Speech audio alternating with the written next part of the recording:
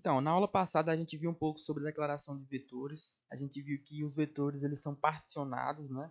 A gente pode ter um vetor com dois ou mais números, infinitos números, mas é sempre interessante que a gente crie o vetor, né? Pensando na escolha de um passo, que é mais ou menos a razão em que ele vai crescer, né? Basicamente isso. E a gente pode também criar o vetor com base no seu número de partições, né?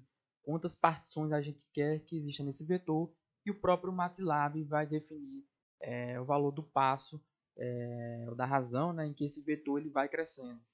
Então agora a gente vai aprender um pouco sobre declaração de matrizes, uma das coisas mais importantes do MATLAB. Então, como eu falei no início, o MATLAB é um laboratório de matrizes. Então, essas matrizes elas são fundamentais para a gente realizar os cálculos de forma muito mais prática, mais rápida, em que a gente também tem algumas funções, né, alguns comandos do MATLAB para manipulá-las. Então a gente pode, por exemplo, pegar um sistema linear de equações e transformar em uma equação matricial, né, que é uma forma muito mais prática de se trabalhar. E a gente vai entender um pouquinho de como se trata uma matriz e como a gente trabalha, né, como a gente declara essa matriz no MATLAB. Então a gente vai agora para uma breve teoria e já começar a praticar também essa declaração de matriz. Bom, aqui a gente pode ver alguns exemplos de matrizes, né? Então, aqui a gente tem, por exemplo, a matriz 2 por 3. A gente sempre enumera primeiro pela linha, depois pela coluna. Então, são duas linhas e três colunas, beleza? Aqui a gente já tem uma matriz que é oposta. A gente tem uma matriz com três linhas e duas colunas, certo? Aqui a gente tem uma matriz que tem apenas uma linha e quatro colunas, que a gente viu também que pode ser um vetor, né? Então isso aqui também é um vetor.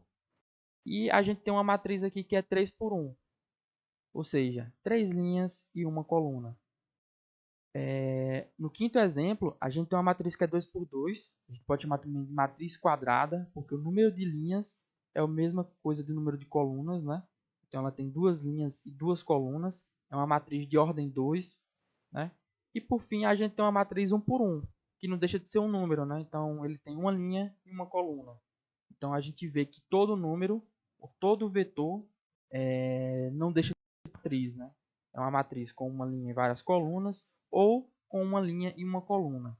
Porém, a recíproca não é verdadeira, né? Então a gente tem que realmente os vetores e os números estão contidos, né? Se a gente fosse elencar aí num conjunto, estariam contidos na ideia de matrizes, né? No conceito de matrizes.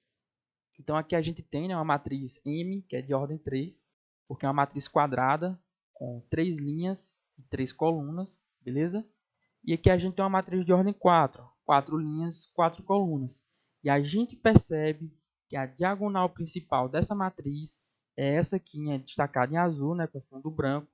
Isso aqui, né, essa linha diagonal, digamos, ela é chamada de diagonal principal.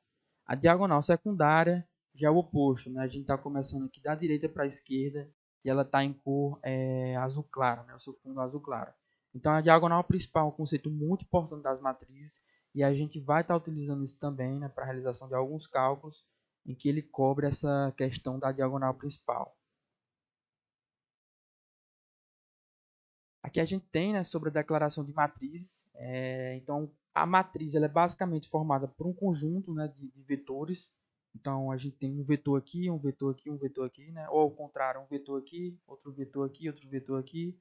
Então ela é sempre formada por um conjunto de vetores. E a gente percebe que a declaração da matriz é da seguinte forma: a gente vai usar o colchete, mas agora a gente vai colocar os termos, né, separados por ponto e vírgula. Então, esses três primeiros termos denotam uma linha. Ao botar o ponto e vírgula dentro do colchete, né, dentro dessa declaração, eu vou dizer que vai ser pulada uma linha. Então, quando eu pular essa linha, esses termos A21, A22 e A23 agora vão denotar a segunda linha da nossa matriz. Ao colocar o ponto e vírgula novamente, eu vou perceber que o A31, A32 e A33 vão denotar a terceira linha da minha matriz. Então, à medida que eu sempre coloque ponto e vírgula, né, e vá declarando os meus termos, eu vou ter uma linha dessa matriz. Então aqui é um exemplo. A gente percebe que 461 ponto e vírgula, primeira linha, né? 580 ponto e vírgula, temos a segunda linha. 392 temos a terceira linha. Então aqui a gente declarou uma matriz no MATLAB, beleza? Bom, então a gente viu na aula passada que a declaração de um vetor é basicamente da seguinte forma. Eu posso colocar o valor inicial, o meu passo e o meu valor final, fechando colchetes, né? E ele vai plotar aí o meu vetor 0 a 2, porém com passos de 0,1. Então aqui a gente pode ver. Ao abrir, eu posso ver que existe aqui 21 células, né? 21 colunas. Então eu tenho um vetor, uma matriz que ele tem uma linha e 21 colunas, né? Então, uma outra forma também bem interessante de declarar um vetor, né, é a gente basicamente colocar entre colchetes diretamente o valor que eu quero que esse vetor assuma. 2, 5, 6 e 7, por exemplo. Ao rodar, ele vai assumir esses valores. Então, qual é a diferença para a matriz? É que na matriz a gente pode ter, né, mais de uma linha e para definir cada linha a gente vai separar por ponto e vírgula. Então, eu vou chamar, por exemplo, aqui a matriz M, em que a gente tem os termos 1, 2, 3, 4, ponto e vírgula, para quebrar a linha, 5, 6, 7, 8, ponto e vírgula, 9, 10, 11, 12, e aí a gente vai ter uma matriz com 3 linhas e 4 colunas. Então a gente vai ver que são 3 linhas e 4 colunas, e é sempre interessante a gente ver que o número de colunas que tiver em uma dada linha tem que ter nas demais. Se, por exemplo, eu retirar esse 6 e deixar ele com 3 colunas aqui, ele vai dar um erro. Por quê? Porque a matriz ela tem que realmente ter, cada linha, né, tem um número de termos que a linha seguinte, né, o anterior, tenha também.